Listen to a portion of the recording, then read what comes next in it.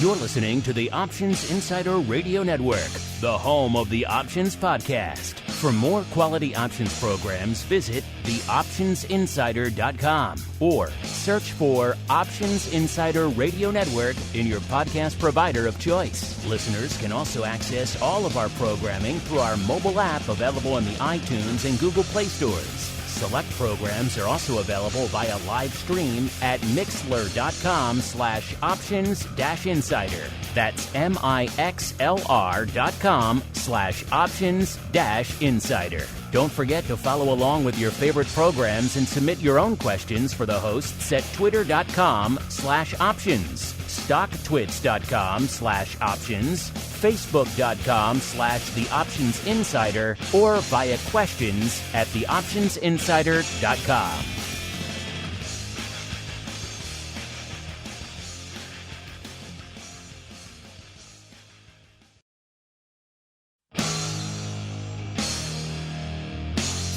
And now, it's time for the show that breaks down the options market from unusual activity alerts to market analysis, strategy overviews, listener questions, and much more. If it involves puts and calls, then our all-star panel will break it down. It's time to hit the Option Block with your host, Mark Longo from the Options Insider Media Group, and co-hosts, Uncle Mike TOSAW from St. Charles Wealth Management, along with Mark the Greasy Meatball Sebastian and Andrew the Rock Lobster GIOVINAZZI from OptionPit.com. And now, get ready to hit the Option Block. All right, everybody, that music means it is time to rock out with episode 2 of your bi-weekly options extravaganza, known as the Option Block, what some outlets choose as their favorite options podcast on the planet. Hey, we don't judge. We produce a bunch of them. As long as you like and listen to them all, we're happy. My name, of course, is Mark Longo from theoptionsinsider.com, as well as, of course, from the ever-exciting, at least we tend to think of it that way, the Options Insider Radio Network. Of course, a lot of you listening on demand. We love you all, however you get the shows. If you're listening on demand, you like what you hear, we just ask you rate and review wherever you get this show. So it could be in the individual Option Block feed if you listen that way. If that's the way you listen, though, you should make sure you listen to the whole network. You're missing out on a whole bunch of content. You can do it on the full network feed, wherever you get these shows. Of course, you can always do it even where you get our app. A lot of you like to listen via our app. So if you get it in the iOS or Google app stores, you can leave your reviews there as well. All of that translates into new folks discovering the content all the time. And of course, if you want to turn it up to 11, you want to get exclusive content you can't get anywhere else. All you on-demand folks, out of luck, unless you go to theoptionsinsider.com/secret club. That'll get you access to the Pro podcast feed. Then you can live on demand all you like with shows like Pro Q&As, as well as, of course, Options Oddities. And hey, if you want to join us live for this show, for everything else we do throughout the week, you can do that over there, theoptionsinsider.com/secret club. Almost time. We're coming up to the end of the month. So it's almost time to choose our winner chicken dinner for the Pro Trading Crate giveaway for March. So if you guys have not joined the Secret Club yet, get in there. The clock is ticking to win the fabulous prizes. So keep an eye out. Hold up that golden ticket. You never know if you're going to be the winner. And we've sent out some cool stuff. I'm looking at a mountain of cool stuff in the corner of the studio right now. It's going to go out to someone. Maybe it'll be you. theoptionsinsider.com/secret club. And let's keep on rolling. Let's see who's joining us today. Unfortunately, they won't win any fabulous prizes except for the joy they receive from basking in my presence. Let's go out first to the uncleist of Mikes, Mr. Uncle Mike TOSAW from St. Charles Wealth Management. A, welcome back to the program. And B, how joyous has it been for you this week, sir, to bask in my presence, not once, not twice, but thrice, sir? Oh, it's such a joy. It's a joy beyond words, Mark. I can hear the joy percolating in your voice, sir, the effervescence that is Uncle Mike. And then we go out to the land where effervescence goes to die. Yes, the shores of Maine, where everything's dark, everything's stormy, it's always overcast. And you know what? He's a lucky fellow because he usually gets to bask in my presence at least twice in the week. Sometimes, if he's lucky, if he pops up on Ball Views, maybe thrice as well. So maybe he'll have a 3-time winner himself as well. He is the Rock Lobster himself, Mr. Andrew Giovinazzi from OptionPit.com. Mr. G, welcome back to the program. I asked you that same question. How much of a joy is it for you to once again bask in my presence, sir? It is the joy of living a clean life, a good life. That's what it is. That's your reward. Very celebratory thing. That's the reward Very for living a clean life. You get to bask in my presence as we all bask in the trading block. It's time to break down the latest topics, trades, and trends in the world of options. It's time for the Trading Block. All right, everybody. Welcome to the Trading Block, the portion of the show where we break down what the heck is trading, what is lighting it up out there on our screens, and, of course, the old Trading Block portion of the show where we can't really prepare for it too much ahead of time, listeners. Here we're just tweaking our numbers as we kick off the segment. Let's dive into what's lighting it up out there on the screens as we are seeing a wee bit of red percolating through the old screens today. The Dow and the NASDAQ both off 0.5% or a little more. NASDAQ threatening about 0.6%. The S&P not quite at that 0.5% level, pretty close, about 0.45 or so out there. So all of them kind of hanging out down there to the dark side. Maybe some concerns weighing on things out there. Crude, of course, interesting story. Are we going to tap into our strategic reserves? What impact can that even have? OPEC meeting today. That's a big deal for the crude space. So we'll be talking about that a little bit later on today with the one and only Dan Gramza. He's always fun to talk about that kind of stuff with. So that'll be fun. Join us for TWIFO in a little bit over an hour. If you're listening live, you can just hang out in there. We'll be back with the show live. If you're listening after the fact, just hit next. You'll get it on your podcast device of choice. And, of course, that means most of our vol friends, they were selling off. They still are, but they're starting to firm up a little bit now. Let's get on out to the land of VIX, where as we kicked off the show, VIX was down about almost exactly 2 points. Then as we kicked off the show, it had gotten about 0.5 point back. So it was about 20.25 when we kicked off the show. That puts it down about 1.5 points. Like I said, it was down about 2 points right before showtime.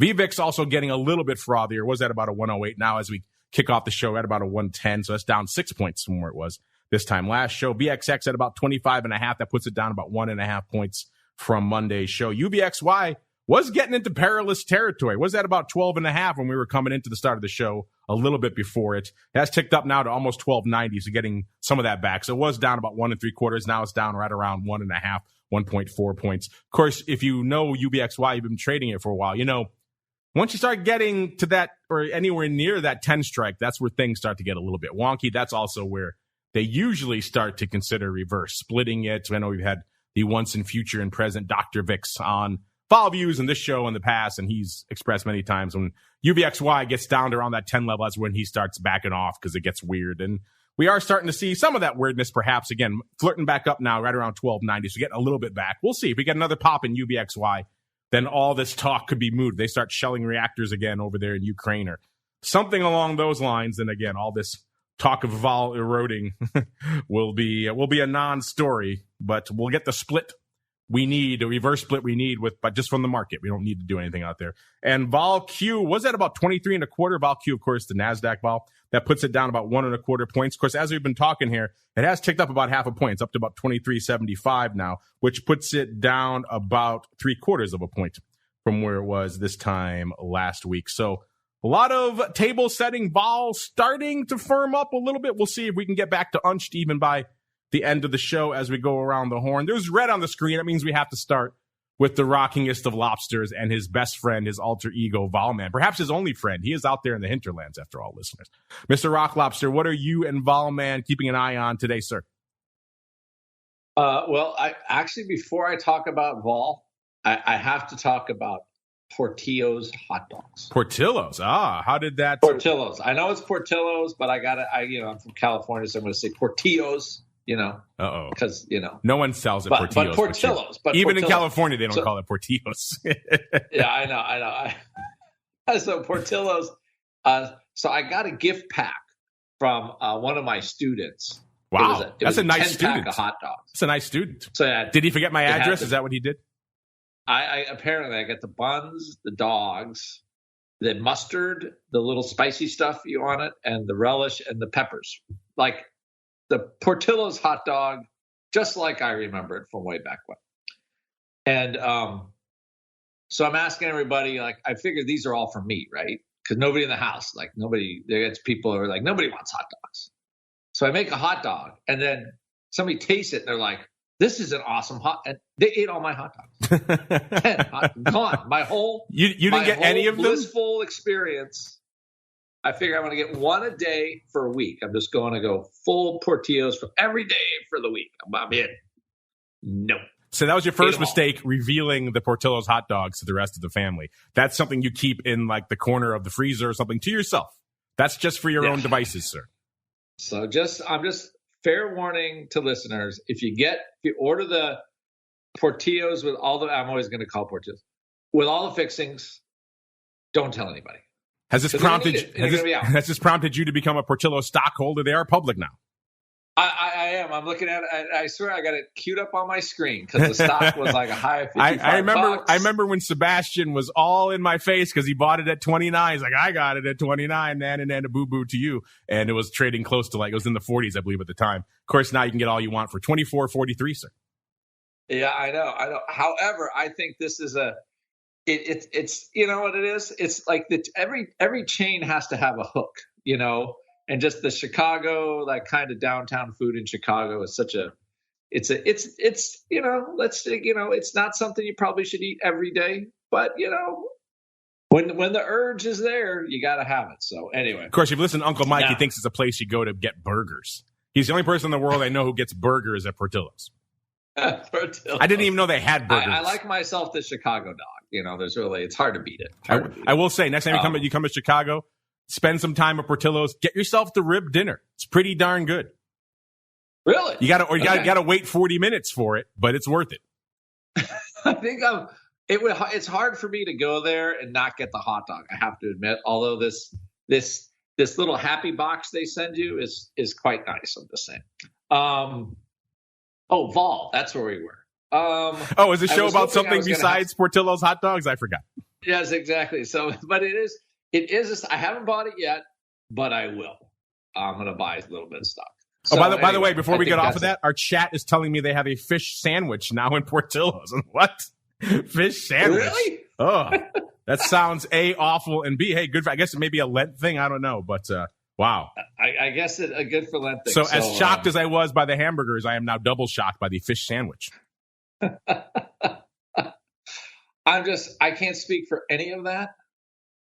I'm just hot dog, pure hot dog. All right. So vol, what I would say is we have had 10 days of up. Look at every Q stock, big Q stock, blah, blah, blah, all that up. End of the quarter today. All of the darlings, I would like Google's down a little bit, Apple's down a little bit, Amazon's down a little bit of a bid for vol. I would not say it's a big bid for vol. It's just kind of one of those days where it's like, okay, the momentum is done, right? So you had the momentum off the bottom. Now where do we go? So I think this part of this is kind of waiting for what's going on. I think a typical pullback day, nothing just because we've had all that, I think we kind of got loaded into the fact that there was going to be a ceasefire and some of the stuff like this, and it didn't really happen. So there's more talks, there's more brokering, there's arguing about paying for natural gas and rubles and euros and, more bickering and stalemate and stuff like that. So I think the market just took a little breather. So, you get a little bit of a move in VIX and off of, what was pretty much the low tick, I think, yesterday. We traded in the 18 handle. So I have a good shot at the crystal ball this week. I'm within range. So, but unless something kind of like weird ball drops, you got a split coming now. Tesla split. We had that run on that, right? You had a extra run because Google's supposedly going to split, Amazon's going to split. The market, for whatever reason, they love stock splits. So I think that could be some latent bullishness, or just for whatever reason, we're going to buy them down the road. It's just not happening today for sure. So, but from a vol, you still got like that kind of healthy contango. And from what I can see, So vol man, yeah. And it's like, so the 9-day vol really hasn't moved from yesterday. So even though VIX might be getting a little rosier, like the short-term vol really isn't going up. So the market does not care a whole lot, although we've been in a vol contraction mode for about a week and a half, 2 weeks almost.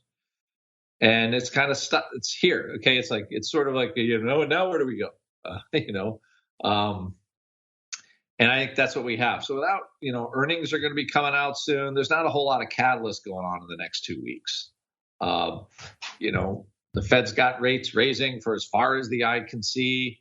The yen's getting smashed a little bit. So nothing to move the needle. I haven't closed. I've opened several trades today, but I have not closed any trades today at all. So that gives you an idea how there's just not a lot moving. So it's not a bad day, just nothing moving enough to close anything. So unless you're looking to leg into some 1x2s and hood, then that thing's moving. But we'll get to that. They wouldn't give them to me. Really? Like I couldn't get them for a credit. I tried for 2 days. Oh, I'm like, that was my thing. I did actually pay a couple of cents for one of them. I did because I was in the middle of a show. I was like, I don't have time to babysit this. So I just paid a couple of cents just to get it done. You couldn't get it for a credit. It was no, they were I tried a few times myself because I don't like paying for those either. And if you don't know what the hell we're talking about, listeners, just tune into Oddities tomorrow. TheOptionInsider.com/secret club. Heard 1x2s. Are they back? Are we back to the dance of hood? Which, by the way, how ridiculous was it that the stock pops 25% on the announcement of they're going to extend trading hours unilaterally? Well, that's great. Broker can do whatever the hell they want. The exchanges have to kind of play ball with you to make that make sense. And they still have their regular hours. So Robinhood's open a couple more hours. Great. Doesn't really mean a heck of a lot. That did kind of surprise me a little bit. It's giving back $2 to that. So I guess I should just forget it and just buy the stock at $11 or something. But what fun is that? I know. So I'm trying, and I'm like, I'm not going to be more aggressive. I'm doing the overbee. I'm waiting until the thought leaves because I know I'm going to have a good opportunity. I think I paid a whopping 2 cents or something. So I had to do it. I know it stuck in my craw a little bit too because I definitely prefer a credit. But I got shows to do and trades to talk about. So I got to have some trades on. So the 2 cents. It was an investment in content. We'll get to that more tomorrow. Let's see what Uncle Mike is investing in content right now because he's producing a whole heck of a lot of it when he's not talking to us. Mr. Uncle Mike, sir, what's lighting up your tape on a distinctly non-Uncle Mike type of day? I don't know if it's a distinctly non-Uncle Mike type of day. I mean, you got to buy dips, don't you? You're selling a bunch of puts to the downside. Is that what you're doing? Just blasting away at garbage puts? No, I'm actually not doing anything right now. So you're a liar is what you're telling me. No, I think that with where we're going with it, I agree with Andrew. This is just a pullback day. I mean, we're down just under 0.5% in the S&P 500. So that's really not a lot of movement to speak of, so to speak. So I think that that's just kind of where it's at right now. Few buyers in the 10-year note. So we're getting a little bit of a rally there. And I think for now, we're just kind of waiting and seeing what the next headline's going to get us. And we're also waiting for earnings season. And I think not to be a spoiler alert for Around the Block, I think we're kind of waiting on non-farm tomorrow, too. So I think this is just very much and so we wait type of day in the marketplace today. Well, you don't have to wait any longer, listeners, for what's lighting it up out there, such as it is. Let's break it down for you, listeners. Let's start in VIX land. VIX kind of doing a whole heck of a lot of nothing, which, as we have discussed before, on days when VIX is kind of gently drifting down, you don't usually see a ton of paper. Maybe that will change now that maybe the vol is kicking into another gear here. Let's see. It was at 170,000 and it's still pretty much right there, about 175,000 right now. So not blowing the doors off, but also it's not nothing either. The ADV has ticked up a little bit, threatening that 600K level again, up to 590. It was around 575, I believe, on our last show. So it has ticked up a little bit. So VIX is putting up some paper this week. SPY at about 3 million. So that's pretty much close to almost exactly half of its ADV right now. You might be saying, wait a minute, the SPY ADV is much higher. No, that SPY ADV has fallen off a cliff. It's down pretty much 500,000 contracts. It was around 6.75 million. Now it's about 6.25 million. So 500,000 contracts a day coming off the table in SPY right now. So things a little quiet out there in SPY, even though it's putting up some numbers today. So maybe they could change that. The S also putting up some numbers today. You know, when the S is at or around 1 million contracts by this time, that things are usually pretty active out there. It's at about 963 right now. The ADV, 1.63 million. By the way, I forgot which one of our pro listeners was asking for an all kind of SPX questions answered show. I think we are going to do that coming up. So you may have gotten your wish. How nice are we here to just cater to all of the wishes of our pro listeners? We love you all out there. IWM, 302,000 contracts right now. So kind of a light day in small caps. That ADV has actually ticked up a little bit as well. It's back up over 700K. It's about 715 right now. If you want more small caps, we'll get into those a little bit later. On the big dog flavor, the rut variety coming up in a little bit on TWIFE. Let's get out to the single names out there. And this is kind of what I expected out here right now. Not a ton of paper lighting up the tape right now. Only cost you 196,000 contracts to break into the top 10 today. I get you to Baba. Again, if it's under 200K, not a rock'em sock'em robots day, but it's also not, 120 or 130, something like that, which would be a very quiet day. So closing out 200K, that gets us to Baba. China, perhaps back in the headlines a little bit again, but then again, it's a day that ends in Y, so Chinese names are usually in the headlines. Baba off 5.3% or a little over 6 handles today, right around 110. So leading some of that charge to the downside today. Number 9, Bank of America. I haven't seen them in the top 10 in a while. For a long time, the old school symbol twins, the pre-meme symbol twins, so Boeing and Bank of America were always neck and neck in our top 10. These days, you're kind of hard-pressed to see either of them. Boeing, unless they crash a Skyliner, doesn't really make it in there anymore. And Bank of America, not usually either. But Bank of America off about 3% today, right around 41.75. Good for number 9, 210,000 contracts. Number 8, a perennial contender right now. It's Facebook, 224,000. I'm sorry, Meta Platforms Inc. That will never, that'll never pass my lips here. Meta Platforms, 224.5, off about 3 1/3, about 1.5% today. So giving back a little bit today. NEO, number 7. It's a day that ends in Y. You got to have some NEO out there. NEO, good for 235,000 contracts. Trading right around 20 3/4 right now, off 6.25% as well. So a rough day out there for NEO. Number 6, this is the name that's been popping up a little bit of late. After kind of being an also-ran for a while there after the dot-com madness. Micron back on a lot of people's radar right now, even though it's taken a little bit off today, off about 1 3/4%, or right around 77.80, off about $1.25 out there. It's good for number 6, though, right about exactly 250,000 contracts. That also shows you kind of how light it is today, listeners, when usually it costs you that much just to break into the top 10 today, if not more. And today that gets you all the way up to number 6. Number 5 is our old friend, frequent offender, NVIDIA. Now we're jumping up a bit. Now we're doing some paper, jumping up over 300,000 contracts. Number 5, NVIDIA, 570,000 contracts. Now we're getting there. Now we're getting a little bit more respectable. NVIDIA off a whopping 1/3% today. After whipping around quite a bit, 274 and change this morning, got up as high as 282. Wow. So almost exactly an 8-point range on the day. So that would translate into nearly 600,000 contracts, even though right now is kind of settling out around unch, but has had quite the aggressive day out there. Number 4, the, returning king of the memes. They seem like they even got supplanted a little bit by other meme names for a while, but AMC back on everyone's radar. We were kind of joking about this on our Pro Q&A this week, it would seem on the surface to be ridiculous pairing of a gold miner and a theater chain, but that's the world we're living in, listeners. AMC coming off a little bit today, off about exactly 3%, or about $0.75, right around $25. Let's see, on the day, it's got as low as 23.38 and as high as 25.05. So it's had a little bit of a range out there today as well. Are you guys down with this whole investing in a gold miner for AMC? It just makes me laugh thinking about it, but that's where we are. 610,000 contracts. So who's not laughing at AMC right now? It's all the exchanges and brokers out there. They're loving it. They're like, keep up this madness, AMC. We love you. Number 3. Yes, I said number 3, Tesla. So Tesla getting kicked to the curb a little bit again today. Tesla good for 621,000 contracts.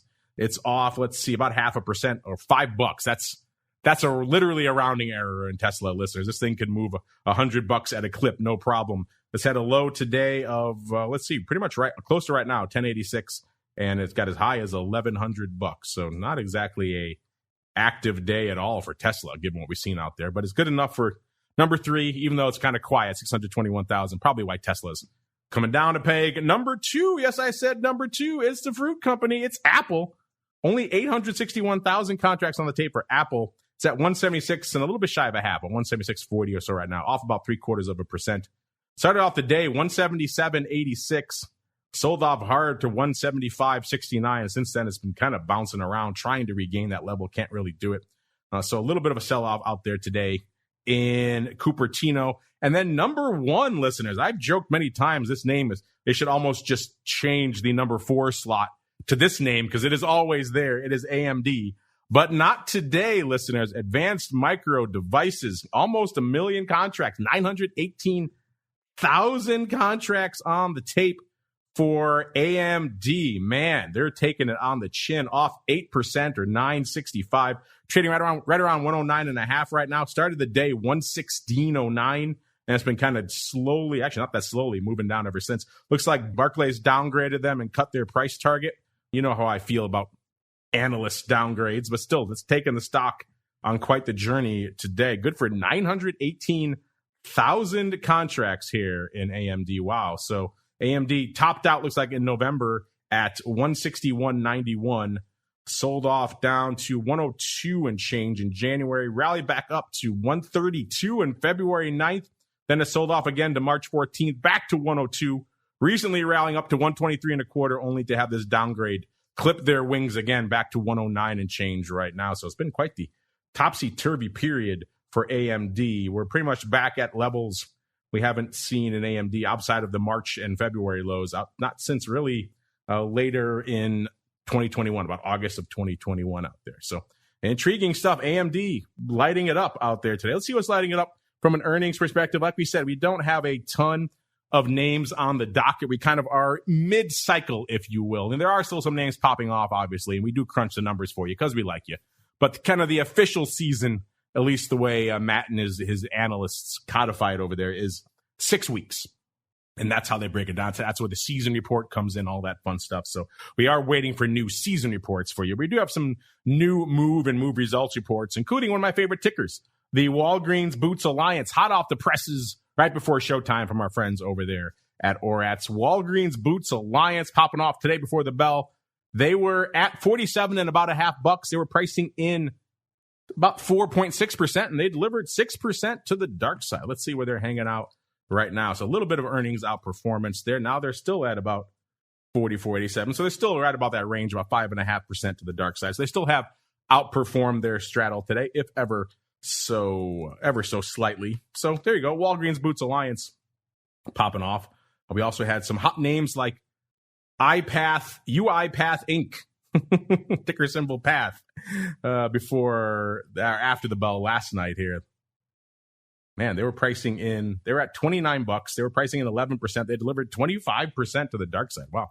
They're off 27% right now. This is the $21 stock. This is a software company out of Bucharest, Romania, if you're not familiar with it, listeners.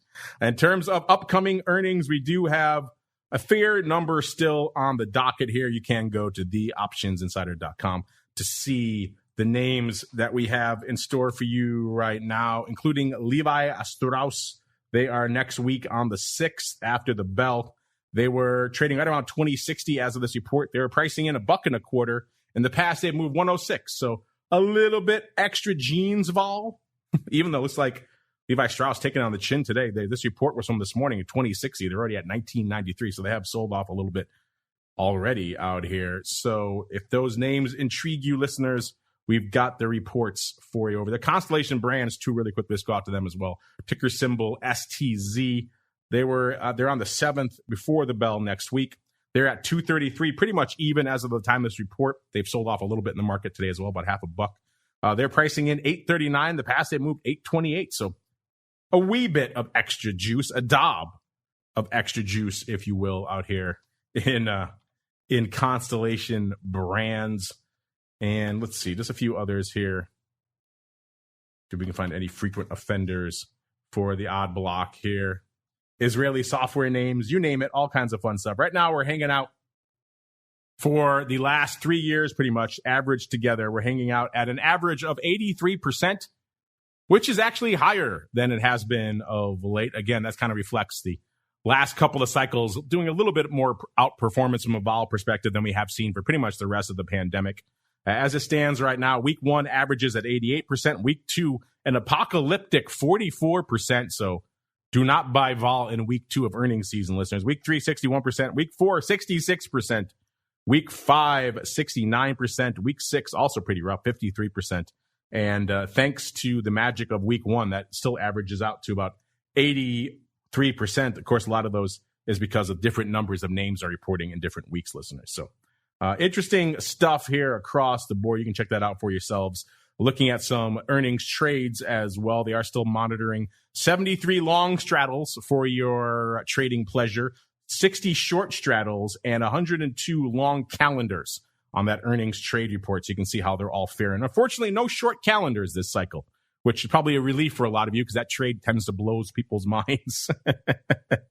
Selling the longer term contract, buying the nearer terms, kind of crazy. But we can get there. Speaking of crazy, let's get to it, listeners. It is time to unleash the beast. It is time for the Odd Block.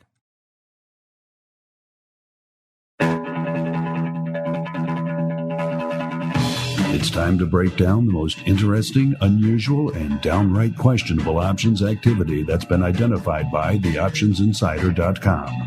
It's time for the Odd Block.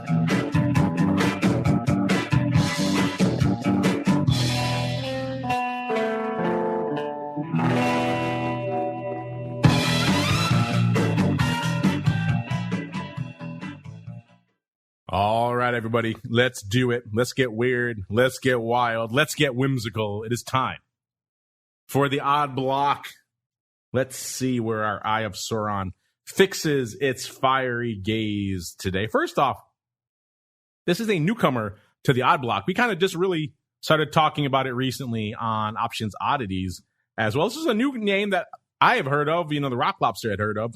But neither of us really realized it was public until we saw it come across our screens on Oddities. It was kind of an interesting awakening for us. It was Turtle Beach. They make all those kind of high-priced gaming peripherals, usually on the audio side, so headsets and all that kind of stuff. Ticker symbol appropriately enough for a headphone manufacturer here, HEAR. Trading right now, $21.50. We had some interesting trades we profiled on them in Oddities. Let's look at the year that was out here, then we'll get to what's lighting it up today. Kind of a weird one today, which is appropriate for the Odd Block. We got, let's see, a year ago it was trading $26.67, so a wee bit higher than it is right now, right around $5. And then it rallied to its high for the year, not quite June 8th, listeners, but June 8th adjacent, June 14th, $38.70. And ever since then, it's been kind of a long, sordid tale to the dark side.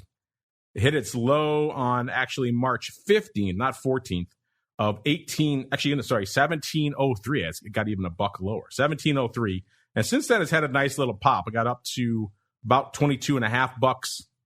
That was earlier this week. And then the rest of this week, it's been selling off again back to where it is right now, $21.50. So actually up a little bit today. So that's kind of been the saga of Turtle Beach. And Mr. Rock Lobster, we got what looks like a weird one. First, what came on our radar was, it looked like a bit of a opening ratio vertical. We had the May 2330 vertical going up 2,500 times. Looks like paper buying the 23s for $2.04. That's an 80 vol, listeners. And then crushing through the bid. The bid was 35 cents. They sold them for 30 cents, 4,000. So not quite 1/2, but on a ratio there of the 30 calls. Again, for 30 cents, that's a 68 vol. And then it just seemed weird. So we thought, send it back to look, see if there was any other paper associated with that. And what it did find actually was at the same time, none of this marked spread, but it all went up at the same time. So it looks like a duck. It quacks like a duck. This we also saw, looks like paper selling 1,500 of the April 20 calls, and for, those were $2.16, and selling 1,000 of the June 20 calls for $3.66. A little bit off the bid there, so a little harder to tell there. Now, the vertical was opening on both legs. The other two, not so much, so it could be a closing of the 20s. And like I said, we just did recently break back through the 20 handle out there in Turtle Beach just a couple of weeks ago. So it could be getting through the 20s, dumping the 20. It is weird that they're dumping the Junes as well. So there looks like they could be dumping 1,500 of the April 20s, 1,000 of the June 20s, and then buying a 1x2 of the 2330 vertical, not quite 1x2, in May. So kind of splitting the uprights there between April and June. So kind of weird across the board, Mr. Rock Lobster. Is that your take as well? What's your spidey sense telling you about this weird four-way in Turtle Beach, sir? A four-way. That'll keep you busy. So I think the April's probably closing. I checked that out because there's a low eye on the April.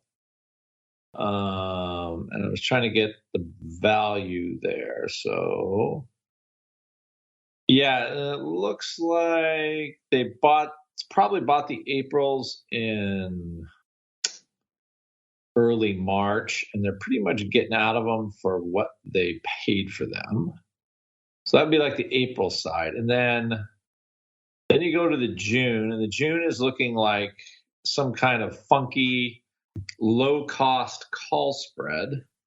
So they're buying the 23s and selling 30s. I saw that as an upside trade. So, they're doing a little ratio there. What I don't get is the June part. So I just say it's a little, let's just call it, let's say, okay, so you got the May 23.30, funky spread on top of the June 20s.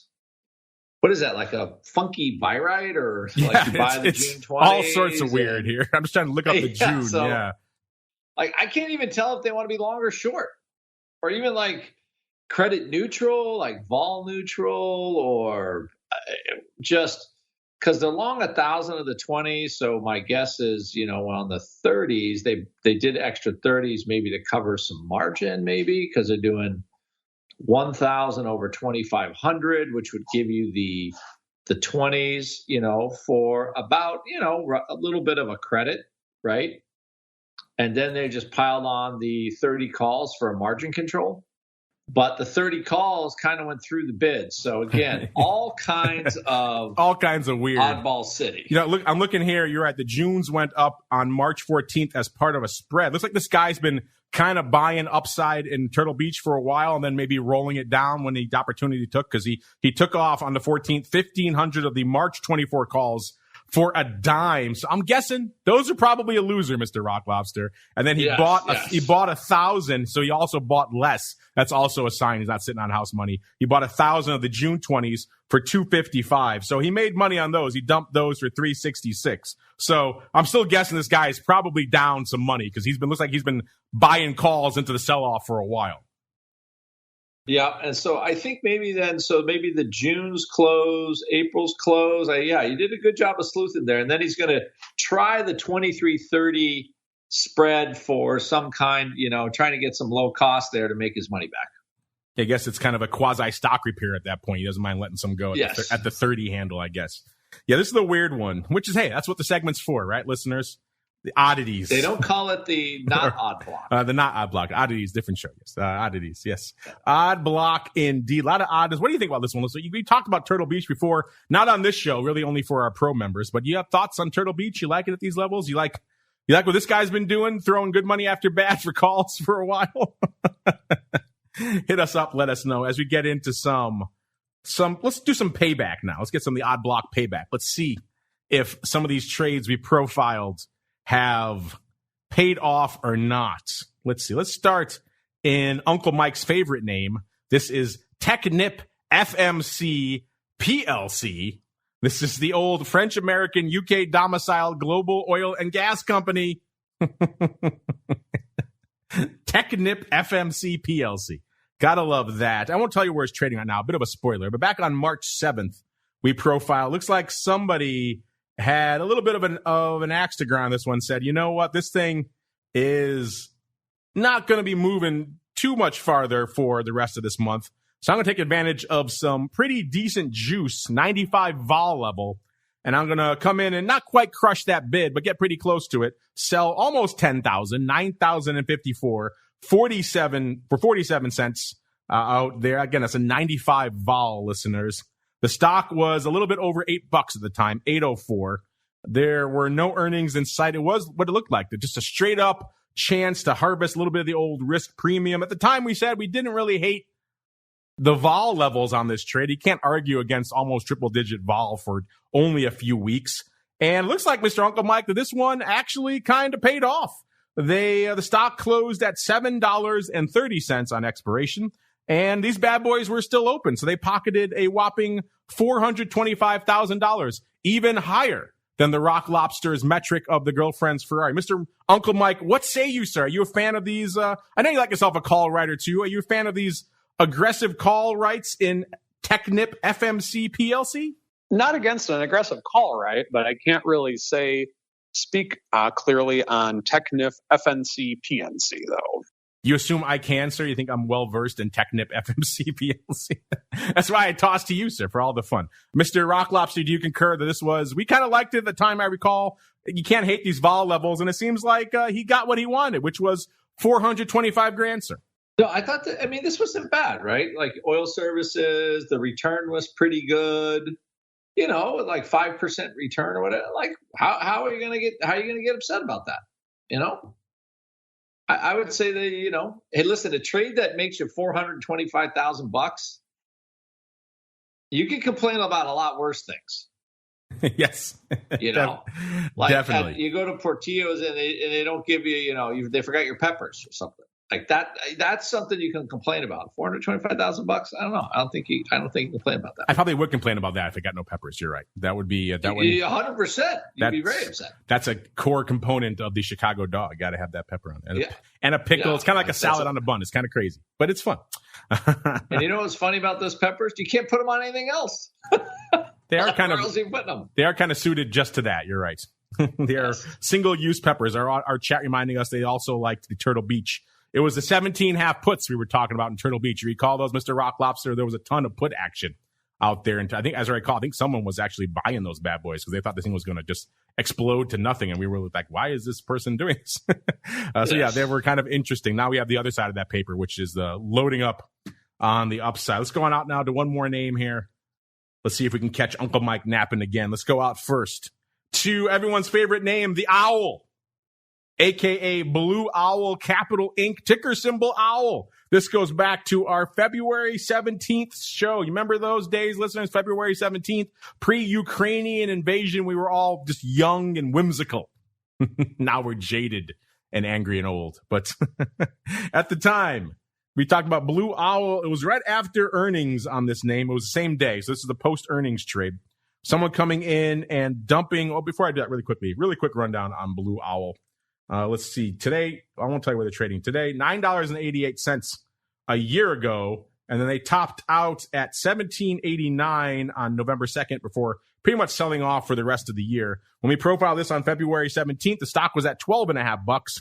Someone came in and just said, you know what? I'm going to play right there. The 12 half strike sounds good to me. I'm going to buy 5,001 of the 12 half calls in March for 70 cents. Kind of the flip of the other trade we just talked about. They paid a 65 vol for these. And as we are wont to do, I think we were a little skeptical of straight up at the money call buys, especially for a decent amount of vol. But it was post earnings. Also, if you buy in premium immediately post earnings, you got to be careful because you could easily catch that falling knife. If you don't get the right moment where the vol is still imploding, you got to wait till it really has squeezed out all the excess juice. If you buy it before then, you're kind of going to be left holding the bag. And looks like this one kind of worked out for them. Not quite, but they got some of the move they wanted. The stock closed at $12.83 on expiration, listeners. So unfortunately, they ended up losing 37 cents on this deal. So not quite the mad bonanza of call profits. So that's about $1.85 or so, listeners. So they lost almost a girlfriend's Ferrari or significant other's Ferrari out there. Mr. Uncle Mike, I'm assuming you like these post-earnings calls in OWL a little bit less than our previous trade, sir? I like everything. No, I think that if they're bullish, why not buy some calls? But I'm typically more of a spread kind of guy in situations like that, though. Even in Blue Owl, if I owned it. Even in the Owl? Wow. That's saying a lot, sir. Yeah, this is definitely a situation where a spread would have come in handy. It would have pretty much maybe made this close to a break-even trade at that point. This was just a bit of a bridge too far. If you are going to do this kind of aggressive trade, listeners, maybe you do have a spread leg against it, as we've always advocated. But hey, it didn't work out. He didn't lose all his money, but he lost a fair amount of it, listeners, as we keep on rolling. It is time to see now what you folks have on your brain. Are you winning? Are you losing? Are you making money? Hopefully you are. Let's find out. It is time for the mail block. It's time to take your seat on the All-Star panel as we read your emails, tweets, Facebook messages, website comments, and much more. It's time for the mail block. All right, everybody, let's dance. Let's talk about our question of the week first. Let's see how that is unfolding. We're asking you right now, the recent drama in VXX, if you listen to Vol Views or this show, you know what the heck we're talking about. It has focused the spotlight back on volatility product meltdown. So I thought we'd ask you folks, which vol product implosion or failure or drama has had the greatest impact on the overall vol market? We gave you 4 choices. The great SVXY neutering, the 2018 death of XIV, the TVIX disaster of 2012, or what is currently ongoing right now with VXX. Call it what you will. Let's go back to the Rock Lobster, sir. Mr. Rock Lobster, what is your choice? And what do you think our audience is voting for here of the great vol meltdown, sir? I think the XIV was the worst, personally, because just the whole product just went away. Like, okay, how many product doesn't exist anymore? So I think that's what the listeners want with death of XIV. Interesting, Mr. Uncle Mike. Do you concur, sir, or do you have a crazy out of left field suggestion? No, I'm definitely on the XIV camp. I just remember going through that, and like I was saying on Monday's show, the fact that I'm getting calls from clients from their other trading account at times or their friend's trading account and things like that. To me, that was the one that most impacted me. And from what I can tell, I would go with that. And I would believe the audience would as well. Yeah, the audience are no fools. They are going with that one as well. Just ticking as we're talking, up to almost 70% right now choosing the death of XIV. So it's a pretty firm majority for that one, followed by a distant number 2, the ongoing VXX drama, 17.5%, and then the TVIX disaster closing in on 9%, and the great SVXY neutering, even though he put the great in there, only about 4% for that one. So if you don't agree with those votes, you have a different opinion, you want to just reaffirm your opinion on this, you think XIV was a bad deal, at Options, the place to go on Twitter, listeners. You got about a day, so the clock is ticking. But listen on the podcast, you will have an opportunity to play along. If you're waiting for like Vol Views podcast tomorrow, something like that, probably will be done by then. So don't wait too long, listeners. All right, let's see. Let's go out here to Uncle Mike. There's a fun and or challenging question for you because you have to kind of pick amongst your children. This comes from EZT or maybe EZT. Let's go with EZT. It sounds fun. He says, what is Uncle Mike's favorite strategy block of all times? Mr. Uncle Mike, you've done a few of them. I haven't counted up how many, but quite a few. Can you possibly choose a favorite? Or maybe, sir, maybe I'll make your life a little easier. This is outside the scope of Mr. EZ's question, but maybe if you have to do like a top 5, I'll allow it, sir. I would say my favorite one, first off, I just thought of something. You down with EZT? Yeah, you know me. But I would say my favorite one, I think Andrew was even on the show the day I did it, is when I forget when I did it, but it was probably about 7 or 8 years ago. I did the 12 Days of Christmas I sang it, and it was based on option trading rules, I think. That was probably my favorite one. And what's funny is that just came to me like 5 minutes before the strategy block. I had no plans of doing it. I just had an idea like 5 minutes beforehand, wrote it out real quick, and then it all happened. So that was probably my favorite one because it felt like I was inspired on that one. The singing Uncle Mike. I'm going to have to go back and recut and remaster that one so all of our listeners, the new listeners, can enjoy it as well. I don't know. You got more singing in you in the future, Uncle Mike, or is that like a one and done? One and done. So there you go, Mr. EZT. I thought he was going to maybe answer one of his rants or something. It has been some epic rants over the years, but no, he threw a bit of a curveball at us with the singing 12 Days of Christmas episode. I'll have to go dig that one up and have to repurpose it for you folks out there. Maybe you get him to sing for you on his YouTube channel, listeners. So we shall see. Here's kind of a generic question. We get a lot like this all the time. This one happens to come from Max. He wants to know, where do you see the best opportunities for covered calls right now? So again, kind of a broad question that it covers the entire purview and scope of the marketplace. It could be commodities. It could be, maybe we'll go down that road. Maybe we'll talk about like sectors, something like that may be more intriguing. Could be vol products, could be indexes. So maybe we'll start with you, Mr. Rock Lobster. If there's anything that's really leaping off the page at you right now, like, hey, this is an interesting sector that is intriguing me for its comparative levels of juice for covered calls, for Mr. Max, have at it, sir. I think the oil stocks get the divvies, and you get pretty relatively nice premiums right now for those. So I would say, yeah, oil stocks, exploration companies, stuff like that. So I just sell puts in them until they give me the stock, but which is essentially the same thing. But I think, yeah, there's definitely. You have to think about it as. Nobody wants to buy oil from the Russians anymore. They want to buy it from some other people. So I think there's a little bit of built-in implied demand on that side for a little while. Mr. Uncle Mike, do you have any thoughts? Do you concur with that? Do you have a different area that is attracting your attention right now from a covered call perspective, sir? Maybe you could sing it for us.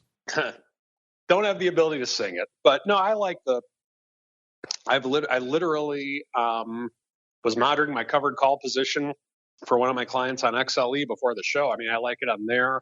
One of the stocks that we're holding in our triple income fund is Chevron. So I agree with the Rock Lobster on this, just because even if they go down, they're still high quality stocks. You're getting a dividend on them, and premium's kind of nice.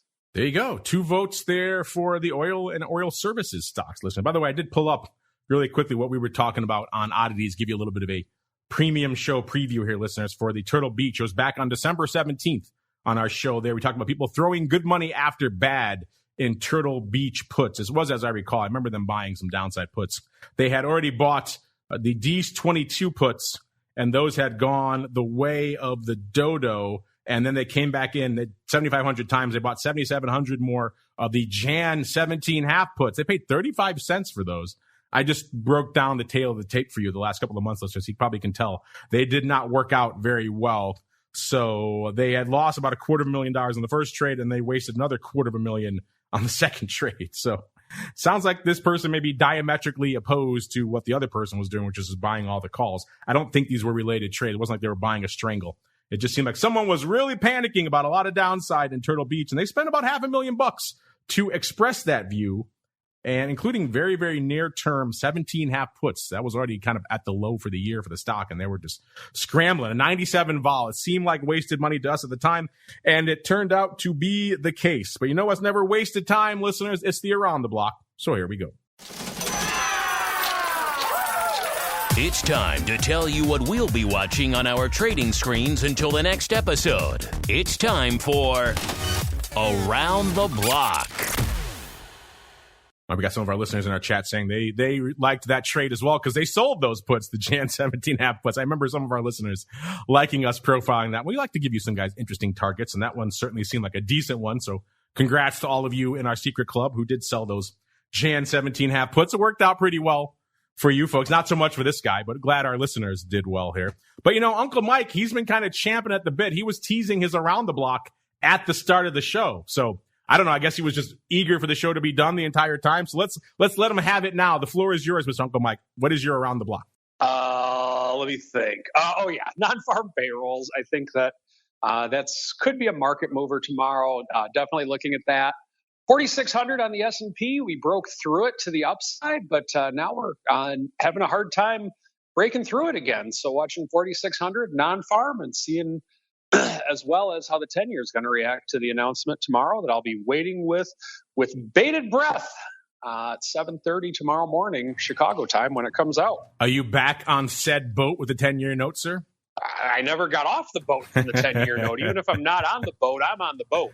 You live on that boat. You have a timeshare that never expires on the boat with the 10-year. No, speaking of 10-year fun, I do believe you're going to have, he loves all things macro. I do believe you're going to have a return of the Viceroy sometime soon in the pro Q&As. We kind of invoked him when we sent up the Viceroy signal when we started talking about cheap stocks, and he answered. So he will be back to answer your questions soon for all of you cool cats in the pro Q&A hot seat. That's always a fun one. Maybe Mr. Uncle Mike will want to get in there, ask some questions. He loves himself, the Viceroy. All right, Mr. Rock Lobster, what is on your radar for the rest of this week through the weekend, sir? I've got we're trying to see what this end of the quarter, this non-farm payroll. I think this could be what's keeping the vol bid. What's making the market a little uneasy, like if it's a smashing number, they're going to be raising rates and all that kind of stuff. So we'll see. So I think there's really a little bit of trepidation around that. Yeah, and I'm looking at oil stocks. Joe's releasing 180 million barrels over the next 6 months. So that's a million barrels per day, which is probably 20 cents a gallon. Is that going to do much? I don't think so. And since every oil stock in the world is up today, so again, I still like that long oil trade. I haven't sold any of my oil stocks yet, so what the heck? So that's another one where, again, if you want to do some income premium harvesting or something like that, might not be a bad place to go check that out. Check that out. If you want more oil talk, listeners, just stay tuned. If you're in the Secret Club, you get some fun stuff in the live chat. We'll be back in exactly half an hour with the one and only Dan Gramza to break down all that action. What's cooking in the land of OPEC and all this fun. What's going on from a crude oil options perspective. I got a feeling we'll be talking about that and a whole bunch more. But before we go, let's go back around the horn. Let's start with the Uncle List of Mikes. I think he's done with his lunch now. Mr. Uncle Mike, sir, if you could grace us with your presence one final time. If folks want to reach out to you, maybe they want you to sing them a little something. Where should they go? What should they do? A couple places. You can follow me on Twitter at Mike TOSAW. If you're looking for a financial advisor who delves in the option product, if it's appropriate for the client, of course, feel free to check out my website, stcharleswealth.com. Or you can check out my YouTube videos, putting out one a week this year. That's the goal. Just type in St. Charles Wealth Management, and you'll see some of those videos. How about we have a new deal? Anyone agrees to become a new Uncle Mike customer or client, you create compose a custom song for them. What do you think, huh?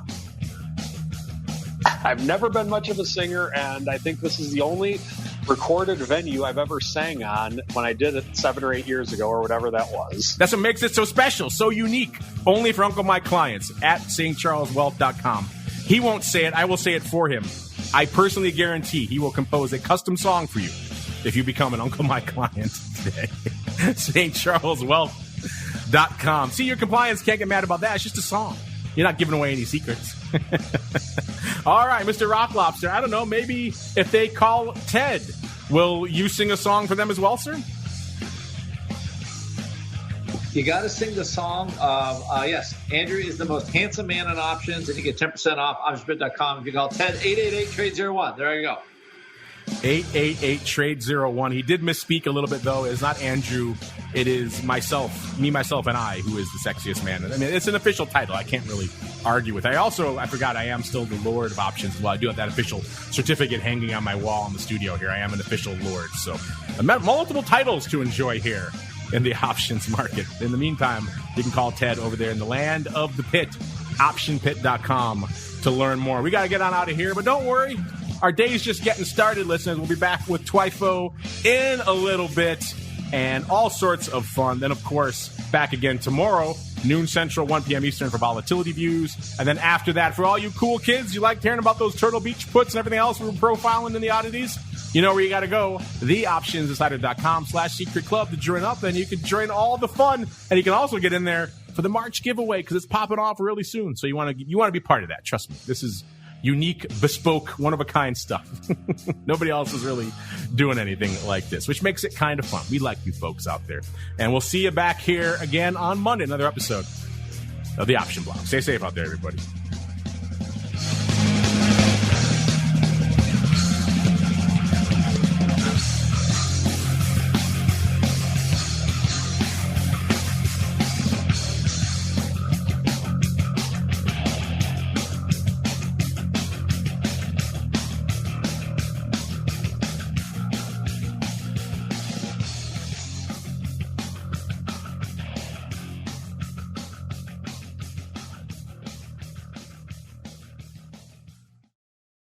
You're listening to the Options Insider Radio Network, the home of the Options Podcast. For more quality options programs, visit theoptionsinsider.com or search for Options Insider Radio Network in your podcast provider of choice. Listeners can also access all of our programming through our mobile app available in the iTunes and Google Play stores. Select programs are also available via live stream at mixlr.com/options-insider. That's mixlr.com/options-insider. Don't forget to follow along with your favorite programs and submit your own questions for the hosts at twitter.com/options, stocktwits.com/options, facebook.com/theoptionsinsider, or via questions at theoptionsinsider.com.